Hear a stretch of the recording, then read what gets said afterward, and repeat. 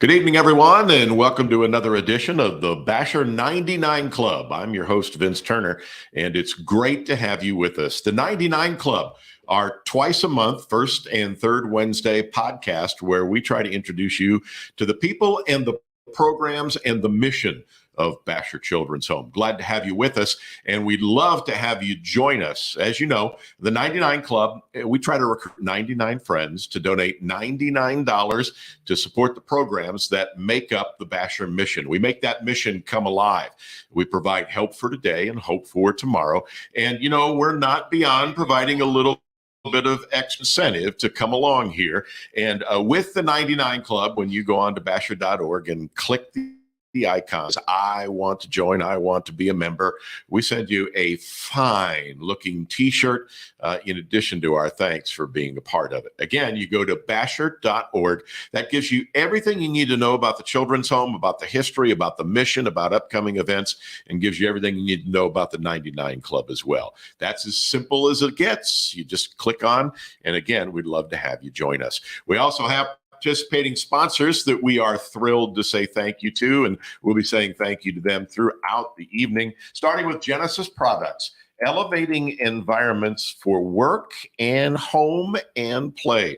John Wenger and the rest of the team at Genesis, tremendous supporters of Bashor Children's Home and other organizations here in our community.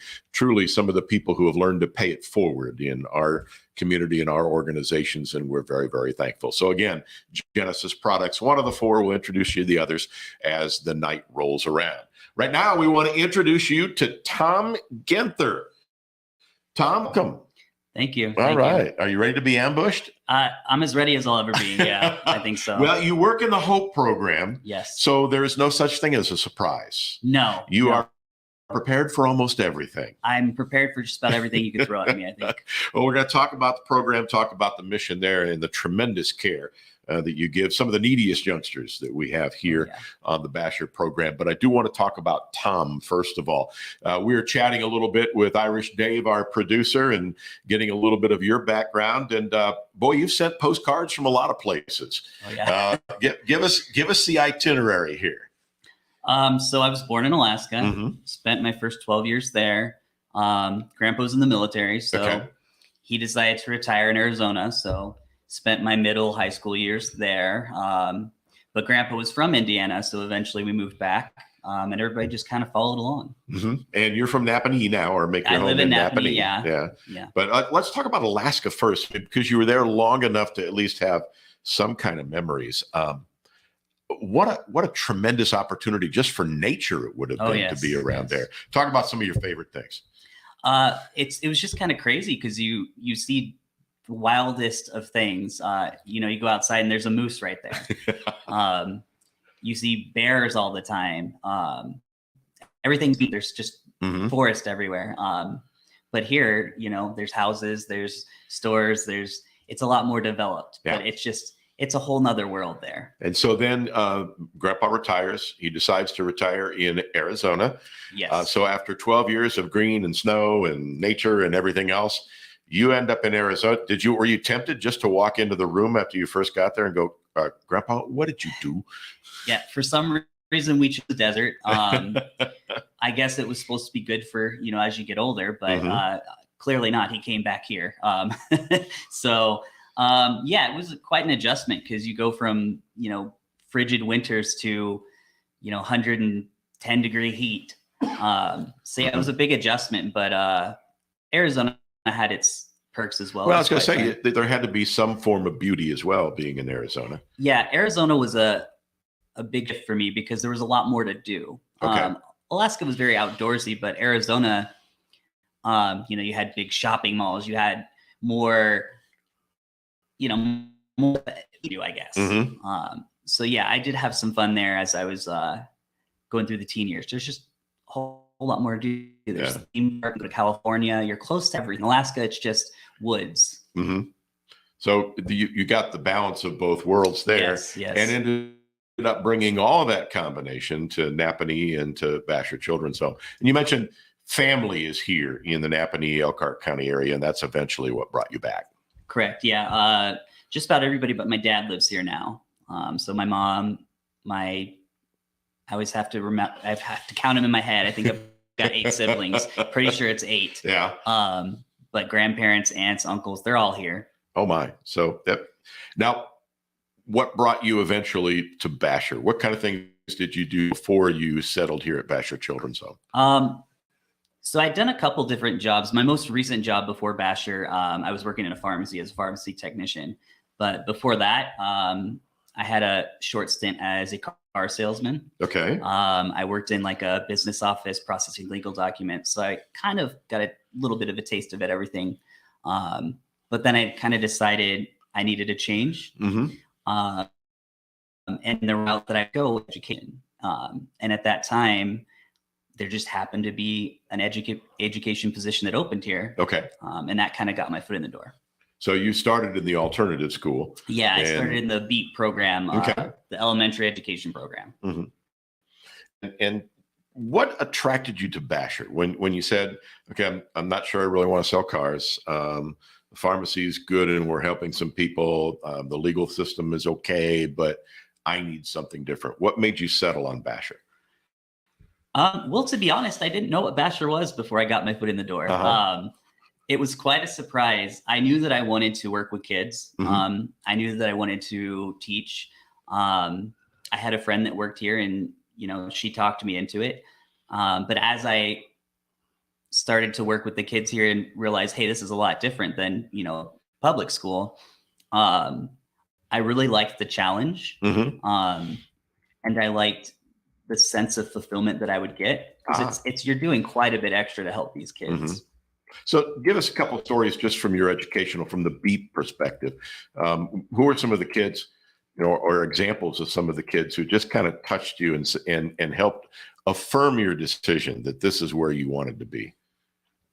Oh man, that's going about 8 years back. I think the first group of kids that I worked with when I got there, they had me in the kindergarten first grader room, mm-hmm. which was just fun because the younger they are, they like to play with toys, they like to play games, superhero, anything, they love mm-hmm. it. But we had a pretty diverse group with different needs. We had one kid that had a really kind of tragic history of abuse, physical abuse, sexual abuse, you name it. And he had to overcome quite a bit. He had a lot of aggressive behaviors. He really struggled to be able to communicate his feelings with other people. And he was a lot to work with, but it was very rewarding to work with him at the same time. Mm-hmm. Did you get a sense, Tom, of these young people are watching me and feel not necessarily the pressure, but feel the responsibility of, boy, this is my opportunity to show them something different. In many cases, an unconditional love. Yeah, so I didn't quite get that at first. Okay. But as I was working with them, you kind of start to understand what they've really been through, and the impact you can have. Mm-hmm. And so like those aggressive behaviors, as you're working with them, you start to build their relationship and the behaviors lessen and lessen and lessen. Then you start to realize, you have a lot of impact here. There's a lot that you can do. So it wasn't until a little bit into the position that I started to realize I actually have a lot of power to change things here. Mm-hmm. Did you have a mentor or two in the education program who kind of helped bring you along as far as the training and oversight that helped you grow as a student here at Bashor? I would say the biggest mentor for me at the start of my career here was Doug Ganger. Okay. He was over the BEEP and the BASS program. He's retired now. Mm-hmm. Lucky guy. But Doug just had a way of helping you to understand things. Mm-hmm.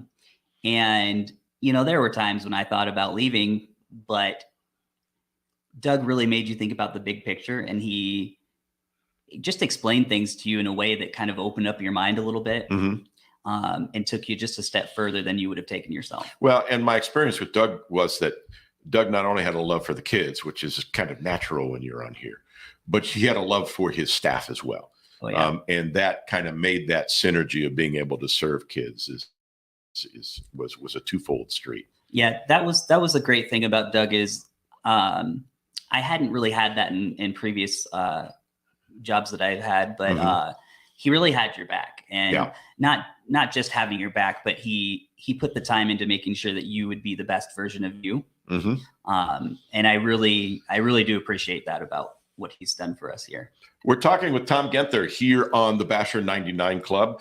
One of the sponsors, one of the underwriters for the 99 Club is Obico Corporation. Obico, your custom sewing manufacturing specialists. Say hello to Jason when you drop by Obico, and thank him also for his support of Bashor Children's Home, and again, the many, many community projects that he is a part of.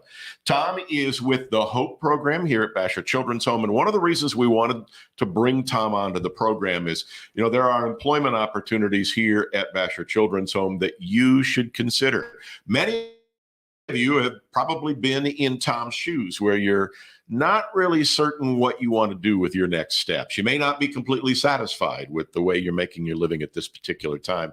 And Bashor is a great place to come live a life. We're talking about coming onto the campus and not only accenting what attracted Tom here, but also emphasizing the training and the mentoring and the partnerships you get as you grow as an employee. So Tom, your next step, you went from being in the alternative education program to being a youth care worker. That's an interesting transition here on campus. So tell us how that came about. It was. So as most people my age at that point, I'd reached the point where I needed to get my own insurance. Okay. And there happened to be a full-time position opening up at Hope. And by then I'd already kind of had some experience working there, and I just kind of felt drawn to it. And so it just seemed as though all the pieces were falling into place. I felt like the team at the time was one that I fit in with well. I really enjoyed working with the kids there. So it was just the right place at the right time. So talk a little bit about that learning process, how much training, how much education you got in order to make that shift, because HOPE is a program that requires an awful lot of training. Yeah, so Bashor's great with training. I did get quite a bit of training as I was in the BEAT program, but going into the HOPE program, just because you are working with a very specific kind of kid, you do get more in-depth training on working with kids with sexually harmful behavior, just more relational-based training, more trauma-informed training that really helped you kind of build on what you'd already picked up on in the school. Okay.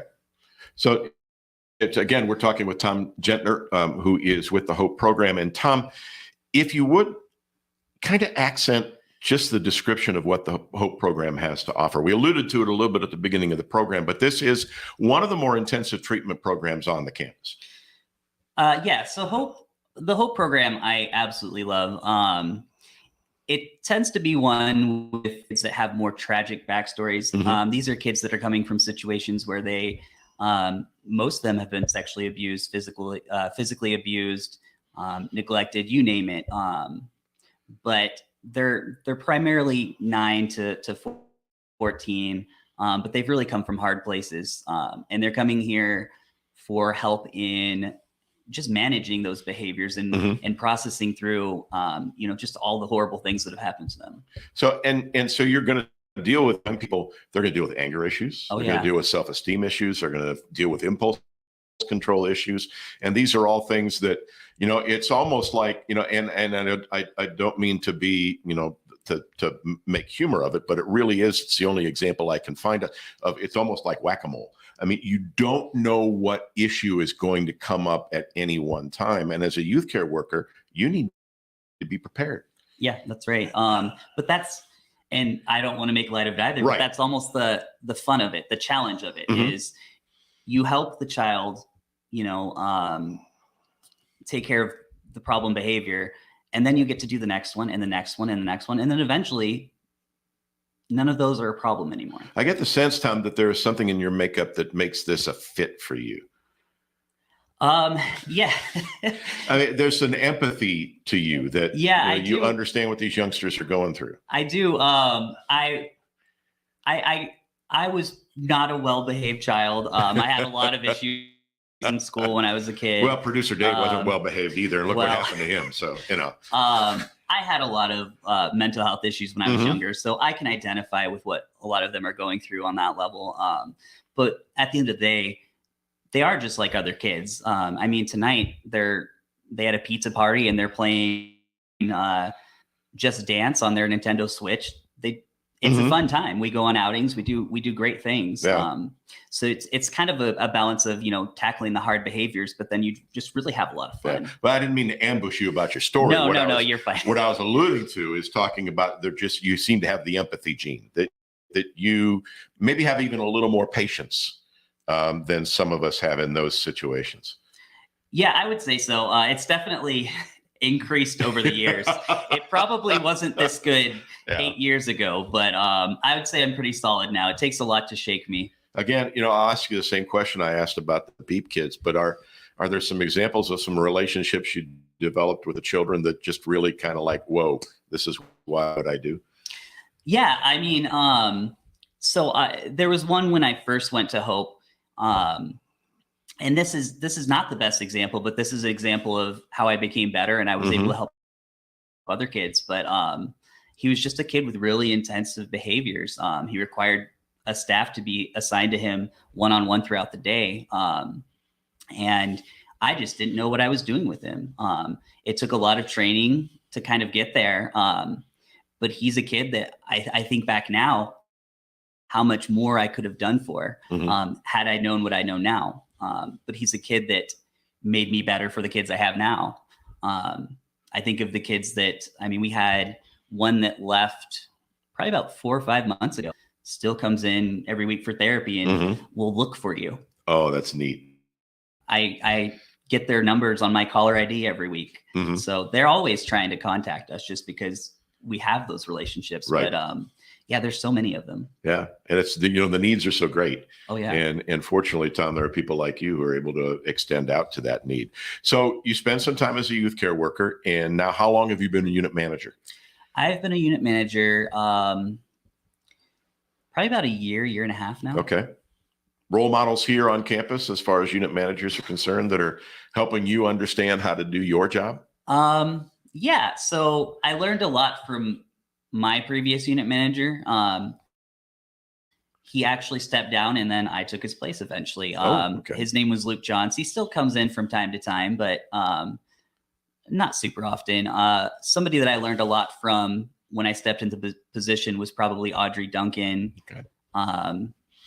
But she's somebody that's been here just as long as I have and has climbed up the ladder just about the same.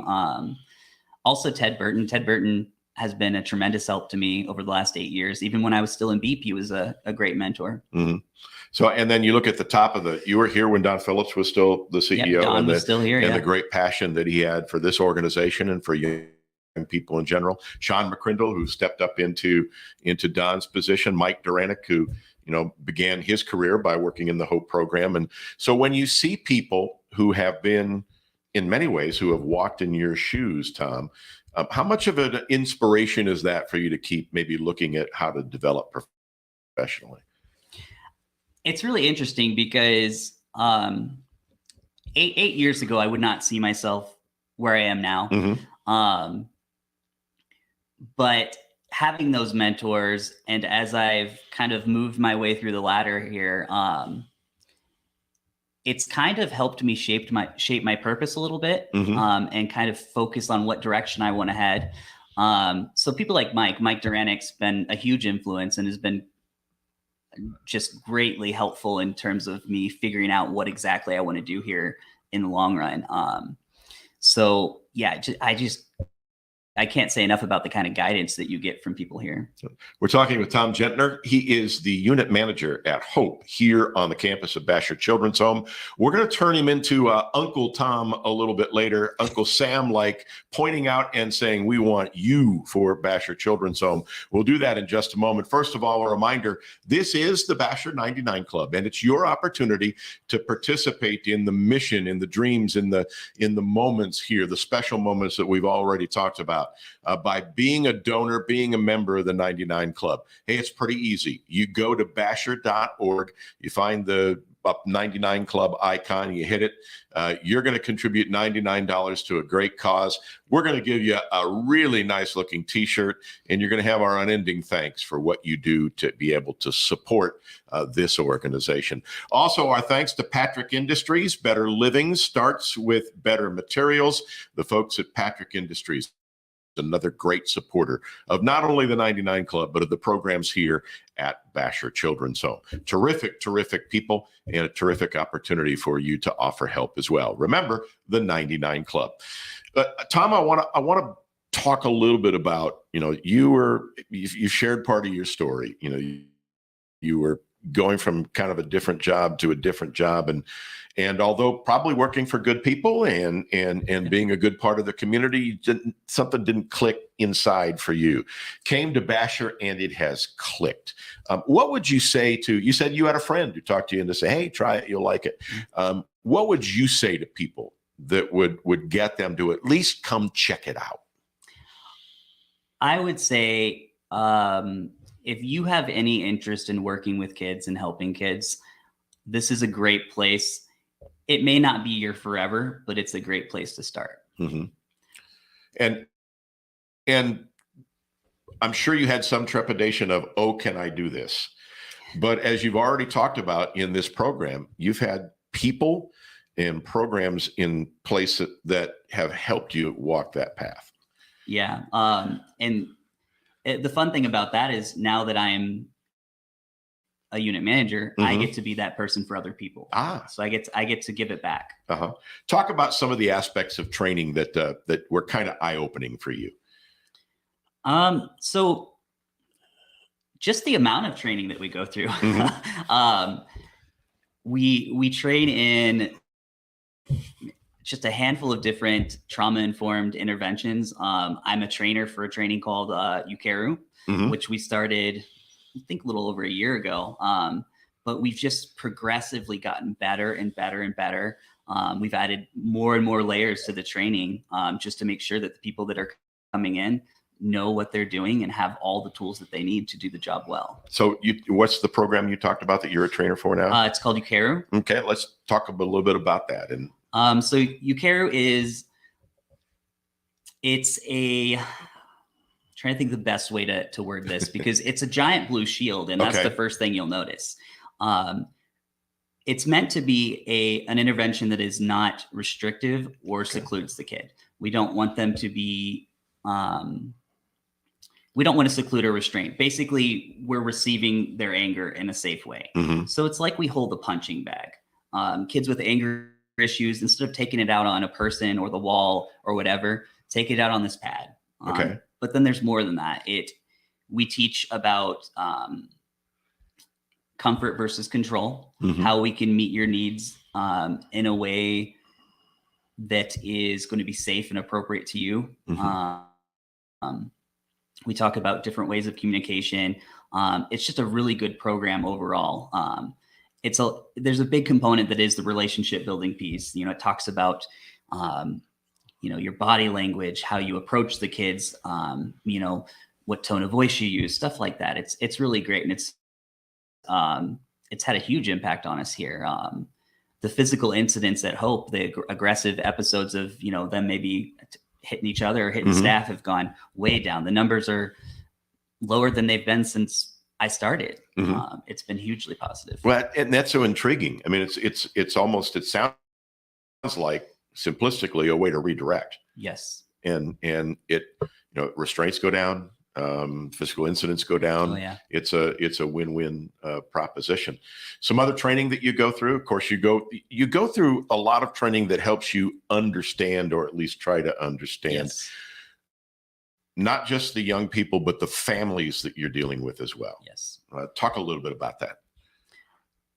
So most recently, we had a training on trust-based relational intervention. I had actually gone to that training a couple of years ago, so this was kind of a refresher. But that's kind of a relationship building kind of model. But it's looking at kids from hard places and the situations that they've been through, and finding a way to work with them that's going to meet their needs and help them build a safe, trusting relationship. Um, and that's something that we can pass on to foster families. We can pass it on to, adoptive families. We can pass it on to any family. So that's something that we haven't gone super far with. We're just kind of dipping our toes into it. But I think in the future, it's going to be just a great asset to us. But that's pretty good, a pretty important aspect of, trying to help families understand that, they want to keep restraints at a minimum. They want to keep confrontations at a minimum, and understanding how to redirect. So I would imagine that is a pretty big challenge as well. Oh yeah. Yeah. And like I say, it's a different world today than it was 8 years ago. I've gotten quite out of shape because of that. Because we're so safe now. You're just able to have fun with the kids. You get an occasional, they'll shout at you or you be angry about something, but the physical stuff is just so, the numbers are down so much. Yeah, well, one of my favorite things out here remains the ropes course. Have you been out? Oh yeah. It's been a little while. It's been a little while, but yeah. Well, that'll get you back in shape. It might. Yeah, it might. It's the pandemic. That's what. There you go. It's the pandemic. That's what did it. Yeah. Being 30 feet up on a pole is going to get you COVID. Well, yeah.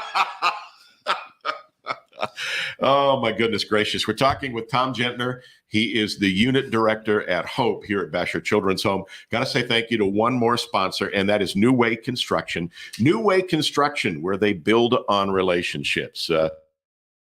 Great way to go into the last part of this program as well, because talking about relationships, Tom, the relationships that you've built with staff, with the young people, with families, how much has that helped you grow personally?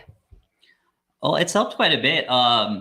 Naturally, I'm pretty introverted, and as I get older, kind of. Now, we've had you talking for almost a half an hour. You can't be that introverted, right? Well, I think, that's what's helped me here is the relationships with staff and kids and families. I was, gradually progressing to the old grouchy, hermity old man. And, being here brings me a little bit back from that. But yeah, you get to the point where you feel like the people you work with are family. And when I started, I was like a big brother figure to the kids. Now that I'm older, I'm like a dad figure. So, just knowing stuff like that kind of shapes how you interact with people, and you just grow. So what Bashor has done for you over 8 years is, in addition to giving you the insurance, which is you went to youth care worker, it's helped you with your personal growth. Yeah. Personal and professional growth. Yeah. So again, we would offer the pitch as we wind down the program.